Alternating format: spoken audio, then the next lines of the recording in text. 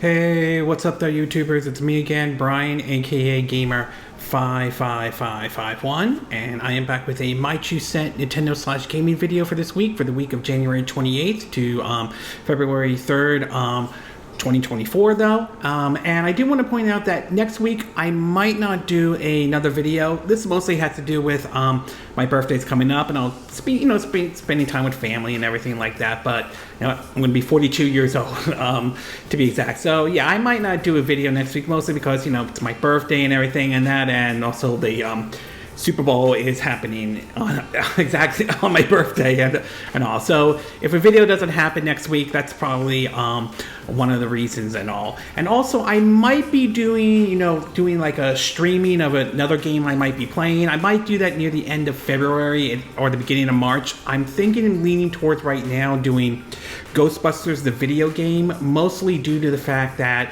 Ghostbusters Frozen Empire, I believe, comes out March 22nd. So I might do that one. I haven't made anything official yet, so I'm just sort of, working through a couple things on here and there. So just a little something to point out, though, on that. So, but anyway, we got 5 stories to cover this week, though, with basically Sony State of Play that happened this week, a recent story that just broke that seems to be a follow-up over the rumors in regards of Microsoft bringing some of their games over to other platforms, particularly Hi-Fi Rush.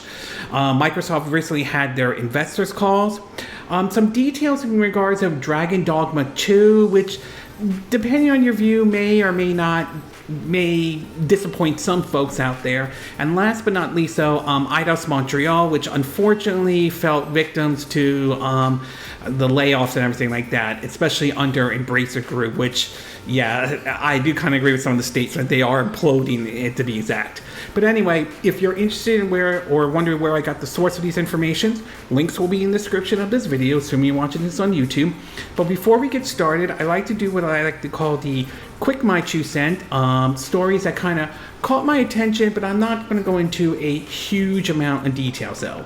The first one has to do with apparently the Spirit's successor to the god-awful CDI Zelda games, Azret, if I'm saying that correctly, I believe is coming to Switch next month. I believe pre-orders are starting and everything like that. This game was shown during a limited run game doing their own direct, and they sort of billed it as this spiritual successor to the awful Zelda CDI games, everything like that. And judging by what I've seen so far, it looks like one of those that could be it's so bad it's good type of a game. So I'll keep my eye on that one and all. We also learned that Starfield has had its biggest update, and it's now live and everything like that though. So I mean, it looks like a couple of things here and there, but those who are at least on the console side are looking for mods or anything like that, that has yet to come, at least according to this update at this time. It does sound like that's still coming to consoles, but it doesn't seem so at this very moment, to say the least.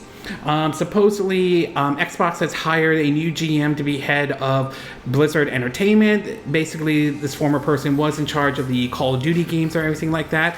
It will be very interesting to see how she handles basically Blizzard. I wish her the best of luck, and I'll give her the benefit of the doubt, and we'll see how well things are handled with Blizzard and all. I'm a little mixed about her basically with the handling of Call of Duty, considering the response Call of Duty Modern Warfare 3 gotten, though, although that game still did very well in terms of sales-wise and everything like that. We also learned that a new development studio under the name Shapeshifter, which is made up of former folks who worked at Voltron, the folks who did, Agents of Mayhem, Red Faction, the Saints Row series, though. Apparently, there's reports that they are co-developing an Xbox game studio project. Now, at this time, there's been no word on what that game may be, but there has been some speculations, as some are pointing to the possibility of maybe a Crackdown game, to possibly, now that Microsoft owns Activision Blizzard, possibly reviving, the True Crime series, since we had True Crime Streets of LA and True Crimes New York City. This was during, the PS2, Xbox, and GameCube era, to be exact. So nothing is official at this time, though, but it will be very interesting to see if this report is true and what Shapeshifter Games may be working on. We also learned that supposedly in the country Indonesia has revealed new rules for Nintendo and other companies that want to, operate in Indonesia and all, though. So it's obviously they're moving because of how big, the gaming market has become and everything like that. Will be very interesting to see what Nintendo decides to do, if they decide to maybe like open up a branch in Indonesia or something like that. So very interesting to see what happens there. We also learned that Monolith Soft is looking for programmers for a 3D action game experience and everything like that. No word on what this game may be or anything. I mean, it is possible it could be another Xenoblade Chronicles game, as there has been some talks about the next Xenoblade game being something completely different, or it's possible it could be a completely different game or a new IP altogether. Whatever this game that Monolith Soft, who they're hiring for, could be, my guess is more than likely it's probably going to be for Nintendo's next system. That's probably, at least that's where I'm leaning towards at this time. We also learned that supposedly, despite getting some negative response to this, the Metal Gear and the Monitor series, at least from Konami, has led to strong revenues for them. So, as much as I question a lot of Konami's decision making, to be exact, though, especially how they handled the Metal Gear Solid volume collection and everything, though, it seemed to have not put a dent on them, and seems to be that they are doing fine. Some people may not like to hear that, but excuse me, it is what it apparently is. We also learned that several analysts have doubts about the Switch 2 being able to top, the Switch's mighty sales numbers, though. Obviously, we haven't yet seen what the system looks like and everything like that. As far as what analysts are saying, I would say I wouldn't completely dismiss what they're saying entirely, though, and it is possible it could be true.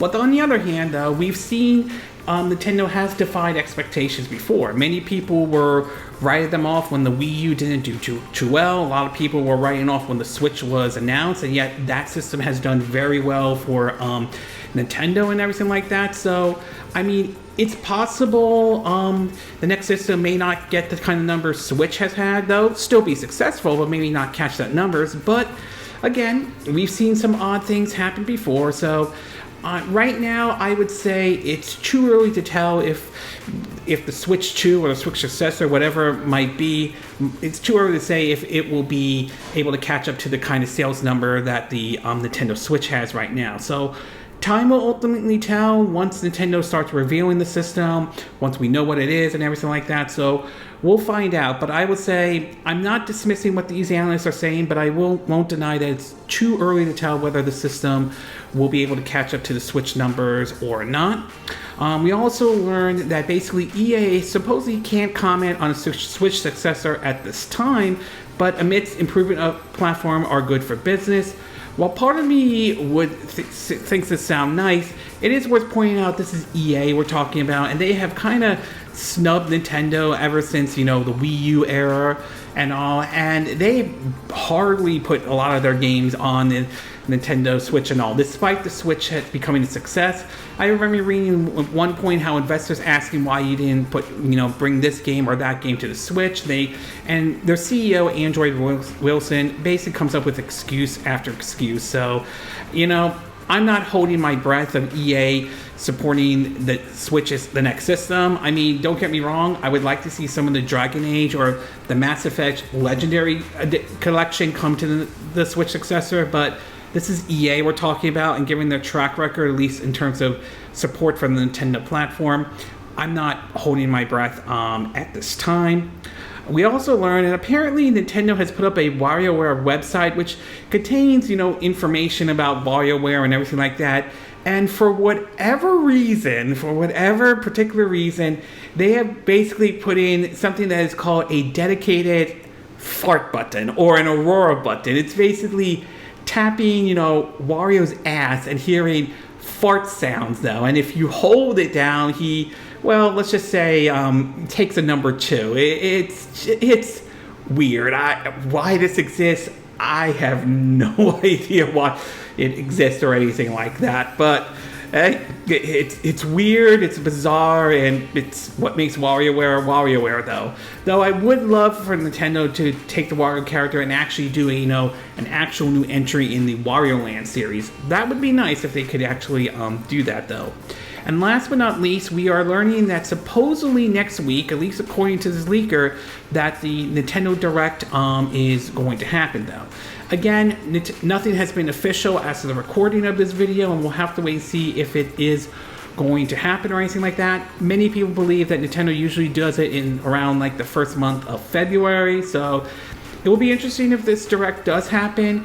I do think the whole Switch successor or Nintendo's next system is going to be hanging over this Direct, and I feel like a lot of people are going to be thinking this will be when Nintendo reveals their next system, but I wouldn't, if a Direct does happen, I wouldn't be surprised if they don't reveal it or anything like that, but we'll wait and see. I mean, Nintendo has had different ways of how they reveal their system. I mean, when the Switch was officially revealed, this was revealed during like, a YouTube video, a tweet and everything like that. So they might be taking the same approach, or they might be doing something different. But in either case, if this Direct does happen next week, we'll find out exactly what Nintendo has to offer. And in the movie and the TV side part of the My Two Cents, we just saw the second trailer for Ghostbusters Frozen Empire. I am definitely looking forward to this sequel though. I did enjoy Afterlife, to be exact. It may not have the original magic the way the original Ghostbusters or Ghostbusters 2 have, but it was still a good movie. I felt like it was nice to see, some of the old actors return and everything like that, and this is the one I'm also going to be looking forward to be exact and all. So this one's definitely on my radar when it comes out. We also are learning that some investors or activist investors are thinking that Disney could have ESPN and Netflix be bundled together and all that stuff. As all you are aware, Disney does offer what is called the Disney Bundle, which is part of Hulu Plus, Disney Plus, and ESPN Plus though. Again, no word at this time.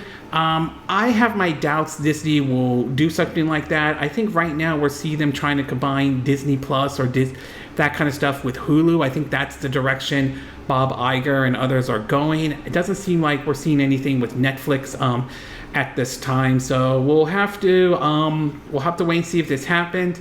I have my doubts, but we'll see.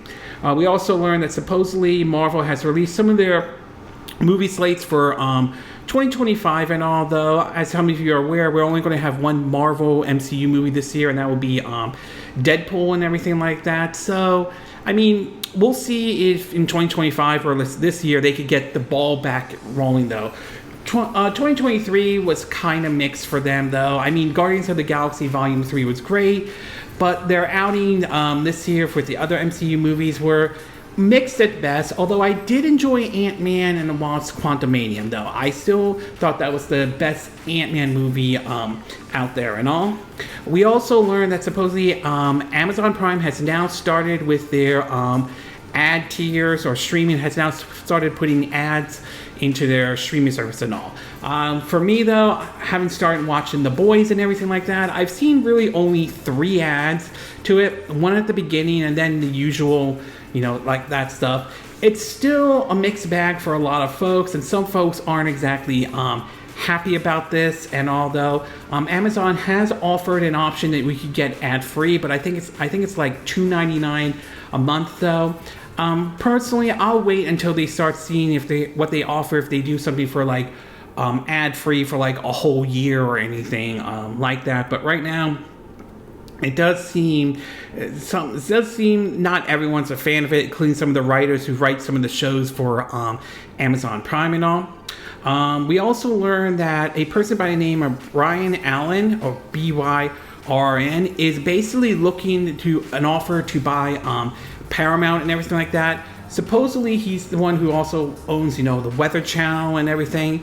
So far, no word at this time whether Paramount will be up for sale. We remember hearing, I think it was like last month or last year, that we heard about the possibility of Paramount and WB talking and everything like that.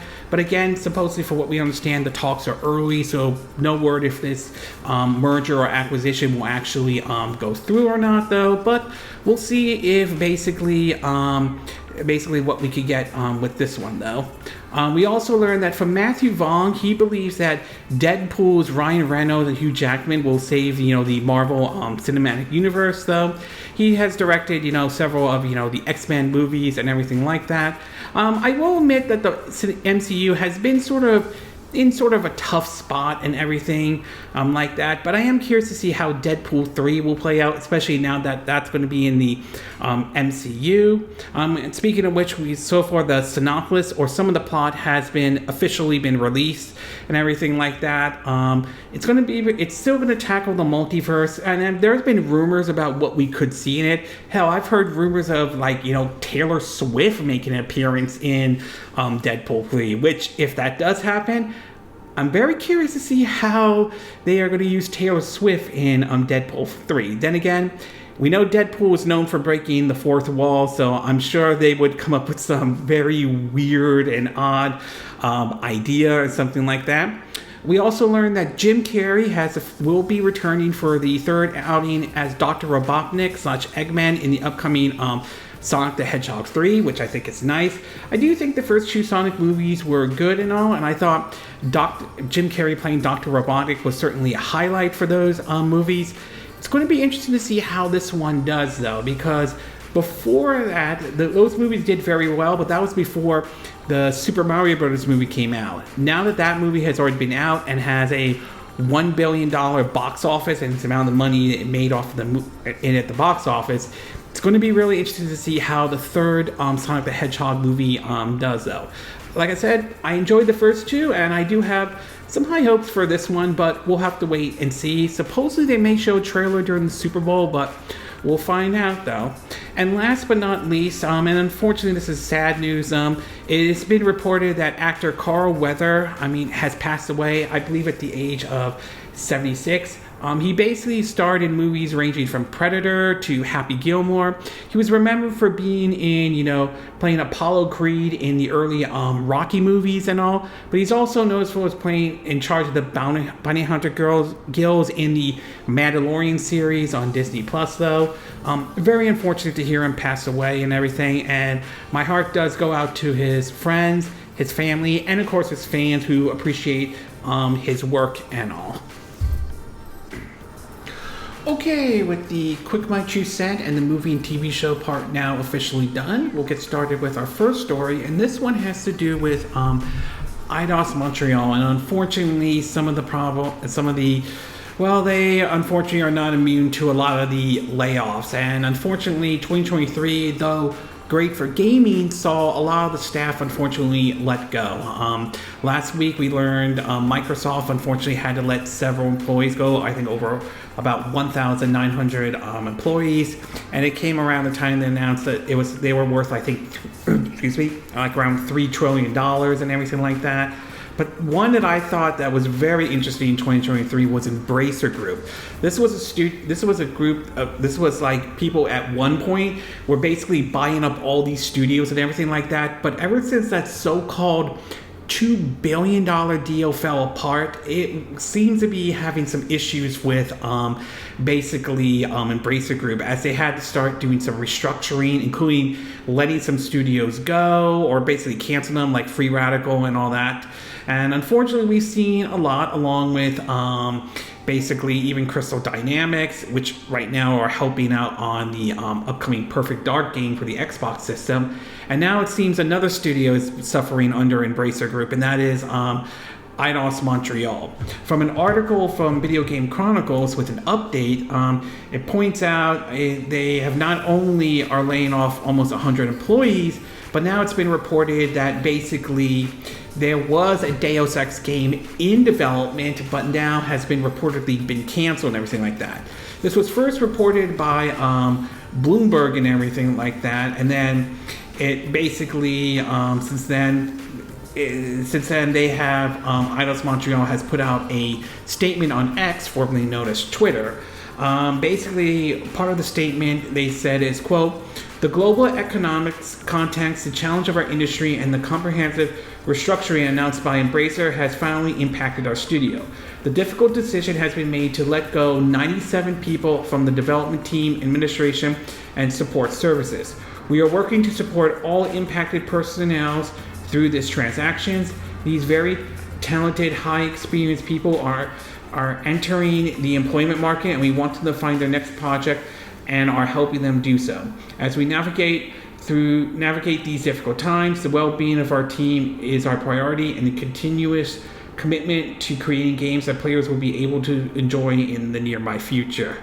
So yeah, it kind of sucks to hear that some of these guys are being let go, and it does raise questions. I mean, when you hear about this, especially under the Embracer Group, it raises a lot of questions of what were they thinking when they were buying all these studios and everything like that, and especially after that $2 billion deal fall apart. I mean, it's even sadder to know that Deus Ex is not going to happen or anything like that, or whatever Deus Ex game that they were working on. I mean, that is very unfortunate, and I think it's really sad, to be exact though. I hope these employees are able to find jobs and everything like that, and it does make you kind of wonder, given how Embracer Group has shut down basically Free Radical, could that happen to Eidos Montreal? I mean, it is possible, although Eidos Montreal is also supposedly helping out in the upcoming Fable game and everything like that, and it does make you kind of wonder also, could Microsoft be in a position to buy Crystal Dynamics and Eidos Montreal? And I mean, that's not out of the realm of possibility at this time, but still very unfortunate and very sad news to hear what's been going on with basically Eidos Montreal and a lot of the studios under Embracer Group. And I think some of the developers out there who answered, I think, a survey last week that came out, I kind of agree with them. I wouldn't be surprised if we start seeing more layoffs happen. I mean, it's very unfortunate to be exact though. So overall, very disappointed to hear that some of the employees were let go at Eidos Montreal, and if this is true, also disappointed to hear about basically a new Deus Ex game may have actually been canceled and everything. Okay, we're going to take a quick break, and when we get back, we'll get to part 2, and this one has to do with Dragon Dogmas 2, and some information that has come out about it, plus a comment made by basically the director and all in regards of fast traveling and everything. So we'll take a quick break, and we will be right back.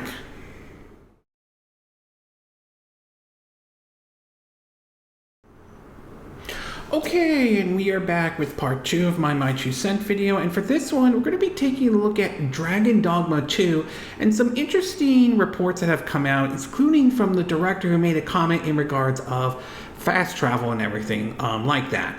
Now, Dragon Dogma 2 is definitely one of the games I am looking forward to picking up, though. I'm leaning a little bit closer to picking up on my Xbox Series S, but still a game I am definitely looking forward to trying out.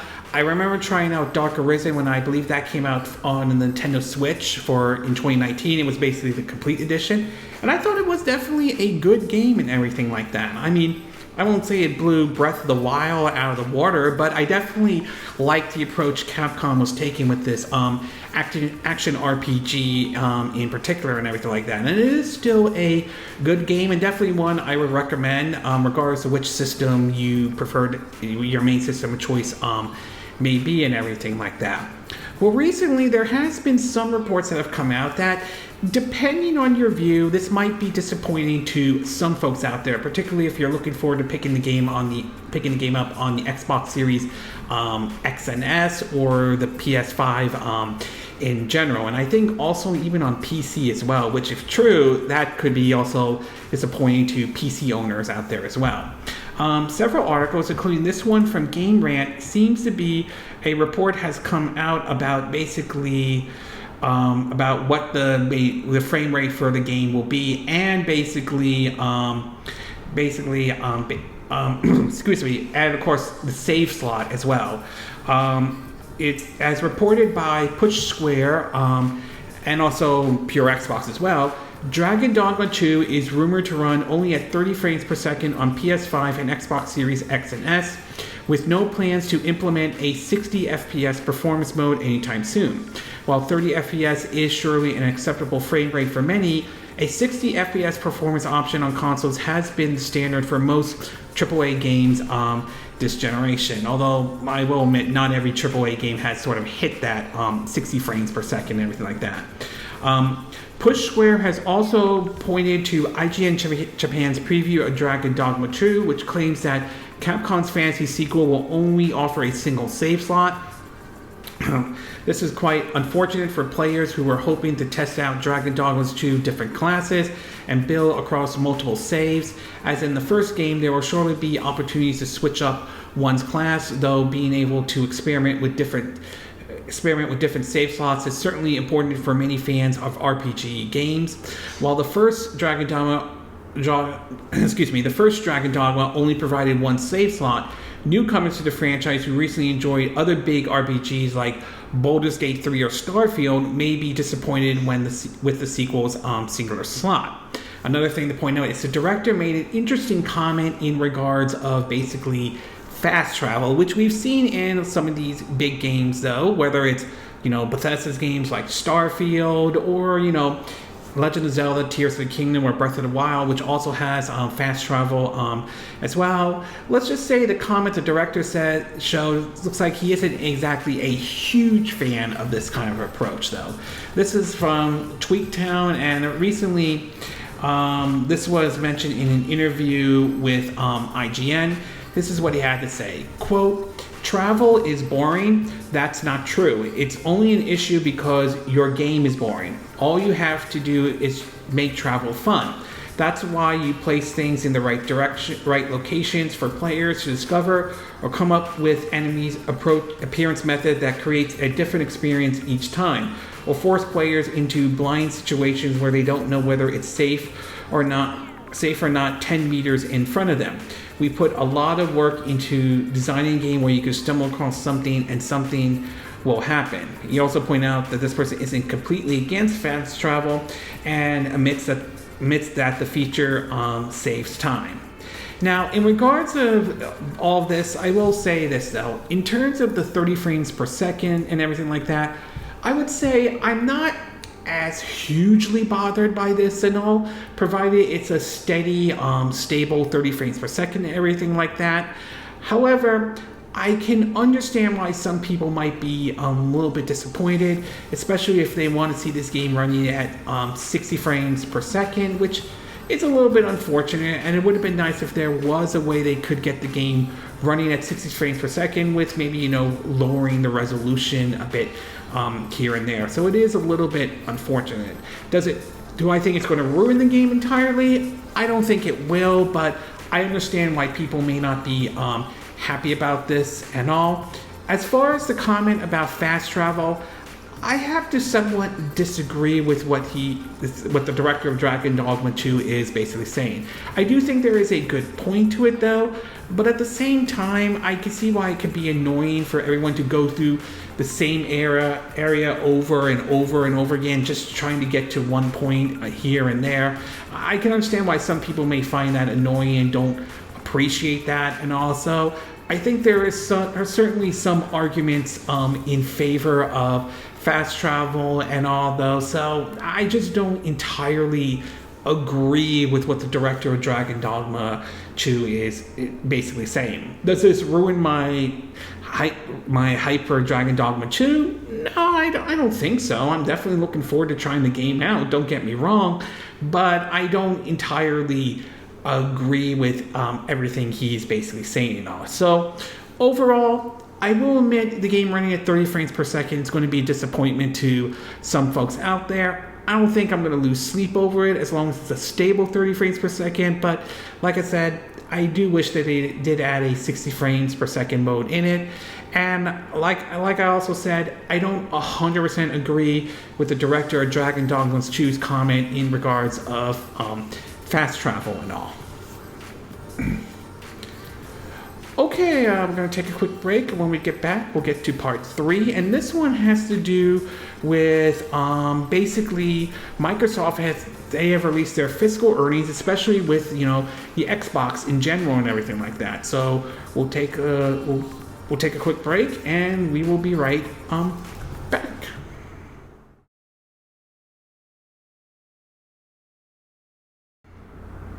Okay, and we are back with part 3 of my Two Cent video, and for this one, we're going to be taking a look at a report that has come out in regards of Microsoft's fiscal earnings. So obviously we're starting to hear basically what Sony, Microsoft, and even Nintendo and how things are with them, and it seems as though that at least on the gaming side for Microsoft, at least on that part, it seems to be doing well to a certain degree, but it does seem to report that after the acquiring of Activision Blizzard, it seemed to have given them somewhat of a boost. The report has come out that basically Xbox gaming revenues received a huge 49% boost year over year from the Activision Blizzard acquisition. So it's now has been highlighted. Now Microsoft is now the third largest business in the latest quarter, placing it ahead of Windows and everything like that. In terms of their gaming side, as I mentioned, the third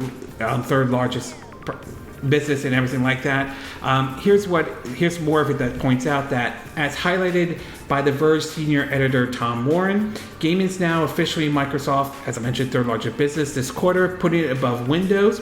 While Windows has made $5.26 billion, gaming contributed to $7.11 billion, with the company earning $62 billion overall. Microsoft's top two earners are Office and its cloud services, contributing to nearly 60% of the company's overall revenue. Microsoft's CEO has also chimed in on the latest quarter for its gaming division, highlighting some records and increase in gaming streaming. This is what he had to say, quote, "This quarter was set all-time records for monthly active users for Xbox PC as well as mobile, where we now have 200 million monthly active users, inclusive of Activision Blizzard King. With cloud gaming, we continue to innovate to offer players more way to experience the games they love. Our stream increased 44% year over year." So certainly some good news on there, but on the hardware side, not so much. While Tom Warren does point out that hardware revenue is up by 3%, though, which certainly isn't bad, it also has predicted hardware decline despite huge revenue boosts from Activision Blizzard. According to the article, it says that, and this is from Pure Xbox, as pointed out by The Verge, Xbox hardware is flatlining somewhat, and the team is even predicting an implemented decline for Xbox sales. Microsoft CEO Amy Hood blames a weaker than expected console market for slow sales during the holiday season, while also predicting that Xbox hardware will decline year over year for the next fiscal quarter. Basically, Microsoft is expecting hardware sales to be lower than the same time last year, which is unfortunate, if not entirely unpredictable. Last year didn't always make for the most positive reading when it comes to Xbox sales, with Europe hardware sales seemingly struggling in 2023. So obviously on the hardware side of it, it's kind of not as great as Microsoft had hoped it would be, but as I mentioned in the other article, it does show that hardware revenue is up by 3%. So maybe not bad, but it's still, I don't see it as they're going to leave the console market or anything like that. They may take a different approach to it, as we are starting to see them maybe push for more like the all-digital future and everything like that, and we have seen them really double down on taking that approach to everything, especially with Game Pass and all. So basically the takeaway from this report, at least how I'm reading it, is that their gaming division is doing very well. Xbox isn't doomed as some people had made it sound like it is, but obviously they're taking a different approach with Xbox in general, though. It will be very interesting to see how the hardware will be, especially once they start launching their next system, whatever that might be, and everything like that. And it remains to be seen if it will be, if they're going to have, like what we had with the Xbox Series X and S, or go like just one, all digital and everything like that. Considering that there have been some reports coming out about, Microsoft, laying off, their physical media side of a lot of things, although there's been some downplay to that here and there. There's also been reports about them maybe interested in going into the portable side of the situation, since there are rumors about Sony considering entering that too. So I would say this report comes out of it isn't pretty bad, at least for the gaming side of everything and all. So overall, some positive things for Microsoft in terms of on the gaming side. Obviously, the hardware side, that still remains somewhat of a issue to a certain extent and all. Okay, we're going to take a quick break, and when we get back, we'll get to part 4. And this one has to do with rumors going around about the possibility that Hi-Fi Rush could be going to other systems and all. So we'll take a quick break, and we will be right back.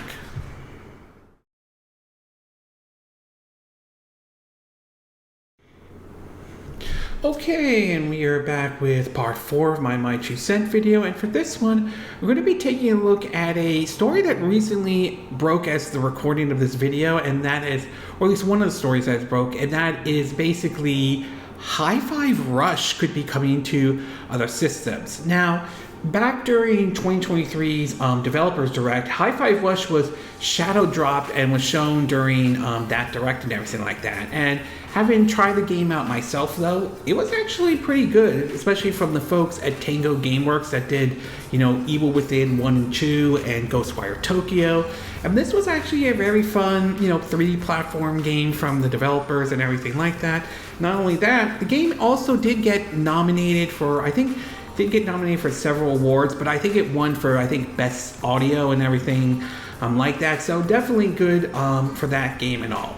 Well, around in January, there were reports starting to float around the idea that Microsoft could be bringing, one of their games to basically one that was a Game of the Year contender, mentioned by Nate the Hate, over to other platforms, particularly the Switch or basically the PS5. Some of the rumors that were floating around has been ranging from Hi-Fi Rush to Sea of Thieves possibly making it over. Now, Microsoft has put some of their games on other systems before. We've seen Cuphead make its way over, particularly to the Nintendo Switch, to even games like Ori and the Will of the Wisps and Ori and the Blind Forest, to even basically, obviously, Minecraft, which has pretty much been on pretty much every system well-known out there and all. Well, a recent report seemed to have pointed out to the possibility that the rumored Hi-Fi Rush coming to maybe the PS5 or the Nintendo Switch might be true after all.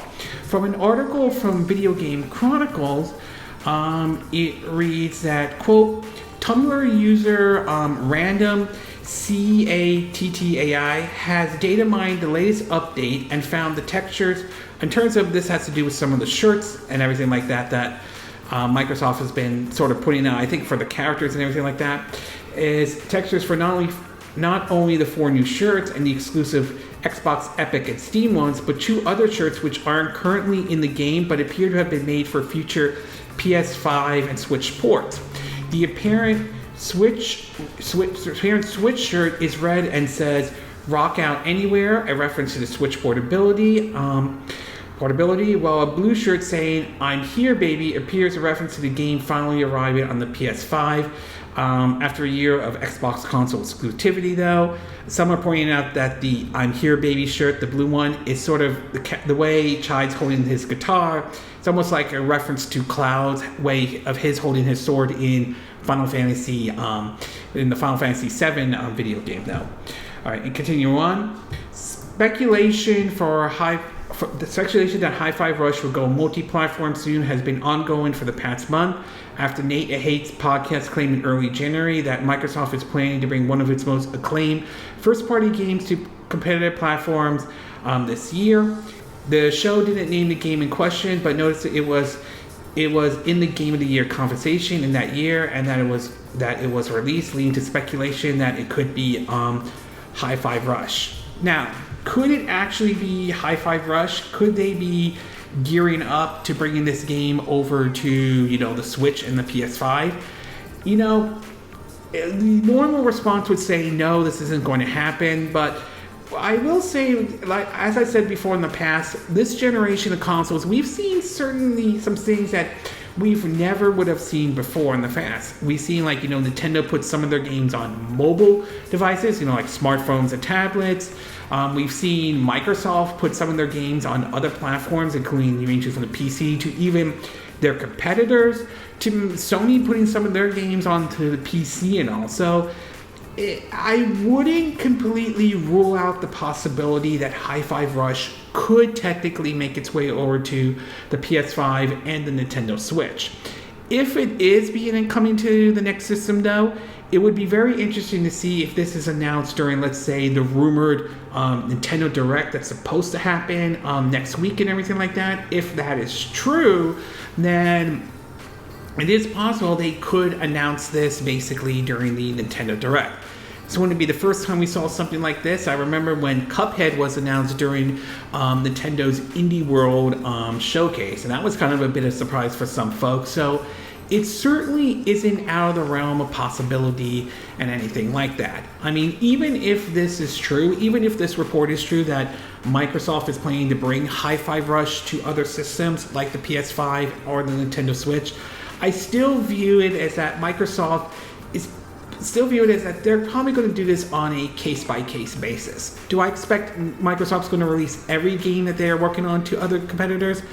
I'm not sure they're going to do that. I think they might pick a few games they think would make sense, but I'm not expecting, like, say, the Indiana Jones making its way to the PS5 or the Nintendo Switch, or Hellblade 2 or anything like that. So I think that's it. I think that the game was Hellblade 2 or anything like that. So I'm not expecting Microsoft to bring every game that they know out there to, like the other platforms. But I could see them, picking and choosing which one they think might be good for that platform and all.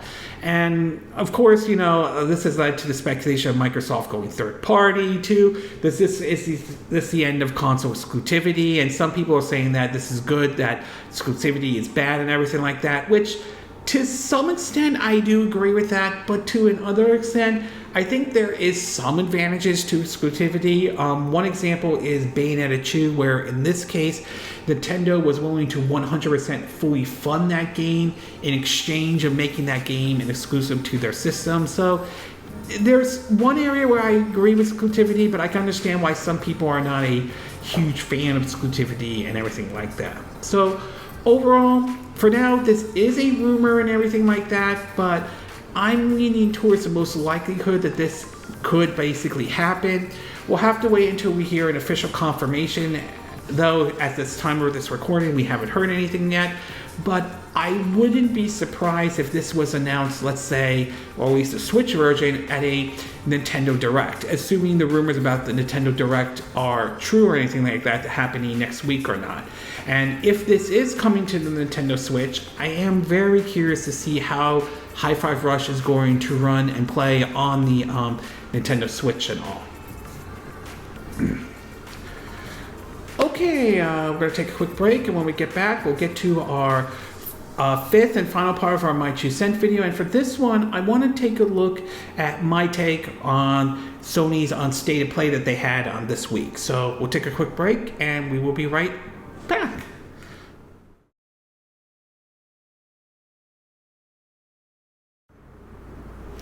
Okay, and we are back with our fifth and final part of our My 2 Cent video. And for this one, I want to give my take on basically Sony's State of Play. Now, their State of Play happened this week, and it was about 40 minutes long. They showed off basically a pretty good amount of games, to be exact. And while some of them are third party, and there are certainly some, there were some that are going to be coming, exclusively, at least for the time being, for some of these games, to the PS5 and everything like that. And I will say, in terms of presentation-wise, this one was pretty good for a Sony State of Play. Not perfect, but definitely, I would say, definitely one of their better State of Plays that they have put out and everything. So what I'm going to do is break it down into what I like and what I didn't like, mixed and not 100% sure. In terms of what I like, though, I will say I think Stellar Blade definitely looks good. I like what I'm seeing with that game. I'm definitely getting a little bit of a Nier meets Bayonetta meets even Devil May Cry to a certain extent, and I like those type of games indeed. So Stellar Blade is definitely on my radar. I believe it comes out, I think it's either March. I think it might be next month. I'm not 100% sure, so apologize if I get the release date wrong on that one, but I'm definitely looking forward to Stellar Blade. Another one they did show off was a bit more of Rise of the Ronin. That one from Koei Tecmo and Team Ninja looks really impressive and everything like that. I am curious about the open world approach that they are aiming for this game. I'm just curious about that because I don't think Koei Tecmo is 100% well known for open world type of games. They're known for doing a linear approach, and I'm curious to see if this will have an impact on the frame rate or anything like that. Based on what they showed so far, it looked like it was running at 60 frames per second, but we'll have to wait and see until the final version comes out. But Rise of the Ronin is definitely on my radar. One that, while it is a third-party release though, and it will be coming to other systems, I do have to say Ken Levine, the creator of the BioShock series, Judas game looks really interesting though. Like I said, I did enjoy, BioShock 1, 2, and Infinite, so this one is definitely on my radar. The other one they showed off was a bit more of Dragon Dogma 2, and while as I mentioned, there are some people that are criticizing, ranging from the frame rate to the save slot and everything like that, I still think the game looks impressive, and it's definitely one I'll be looking forward to, even though this is coming to multi-platforms and all. The one thing that they did show was it looks like you could switch different classes on the fly and everything like that, especially during combat. That looks really, really interesting for me though, and so I'm definitely looking forward to Dragon Dogmas 2 when that comes out. The other one, which was rumored for a while, but has now been confirmed, is Sonic X Shadow Generation. This basically is more like an updated or a remake or remaster of Sonic Generations that was originally released on the 360 and PS3, and I also think it made its way over to the 3DS and all. We know that this one's going to be on the PS5, but it's also coming to Series X and S, and of course the Nintendo Switch as well, which is certainly nice indeed. Although, since we know it's coming to the Switch, I am a little curious to see how well that one is going to run on the Switch and everything like that. They did announce that basically that Final Fantasy VII Rebirth will begin its own state of play, which would be next week, which is certainly nice. I am definitely definitely looking forward to that one indeed, to see how that one's going to be next week. I mean, if that'll be very interesting to watch that one along with the rumored Nintendo Direct, if that is going to happen and all. And last but not least, they showed off Death Stranding 2 and everything like that, and that's definitely one I am definitely looking for. I know Kojima can make some games that seem a little bit out there here and there, and I think the first Death Stranding certainly was, but it was still very interesting nevertheless, and I'm definitely going to be looking forward to Death Stranding 2. That won't be out until 2025, next year and everything, but still looking forward to its sequel and everything. As far as what I didn't like or mix or not 100% sure about, I will say I'm still not sold on Flowmaster or Foamstar or anything like that. I mean, I know it's coming to the PlayStation Plus and everything like that, and that will be nice for those who want to try this out and everything, but I don't know, this one just didn't really click with me as much. I mean, I'm aware that the developers are not happy being compared to Splatoon and everything like that, but when you look at the gameplay, what they're showing, I kind of can see why some folks are comparing it to Splatoon and everything, but this one I'm just not completely sold on or anything like that. The other one has to do with, from the folks who worked on Hookah, if I'm saying that correctly, Star Rail, and Genshin Impact, is Zenless Zone Zero. From what they showed, it didn't seem like they showed a whole lot or anything like that, though. I mean, I've tried their other games, and again, for a gacha game or a free-to-play game, they're not bad or anything like that, though. And this one might follow in the same footsteps as well, but right now, they didn't really show much for this one. Just maybe everything was just fast-paced, or just like didn't really show some actual gameplay or anything like that, at least as far as how I saw it and everything. The next one is that after Death Stranding 2 was announced, Kojima showed up along with one of the representatives at Sony, and it's announced that they are working on basically a Metal Gear successor or everything like that. But apparently, from what we are understanding now, is that this game they haven't started work on it until they're finished with Death Stranding 2, and it's possible, more than likely, it could be for a PS6, which, if that's true, I just feel like, isn't that a little bit too early to announce that game and everything like that? I mean, it just feels like that would have been much better to wait until you get closer to the actual reveal of the PS6 and everything like that. So I just felt like that was a little bit too early for them to announce that one. The next one has to do with, I think, 2 of the Silent Hill games that they announced, everything, including a remaster or remake of Silent Hill 2.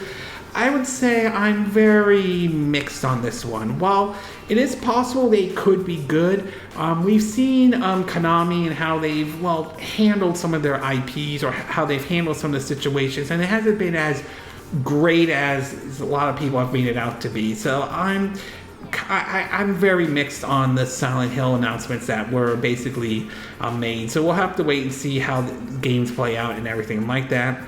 I'm still not 100% sold on the VR stuff that they announced, though. I mean, including while it's great that a new Metro game's being worked on, it is basically going to be for VR. I mean, don't get me wrong, if you have a PSVR 2, I'm sure you probably are happy with some of the announcements they made for, VR and everything like that. But to me, it just doesn't really click with me, excuse me, as much as it would be for other folks out there.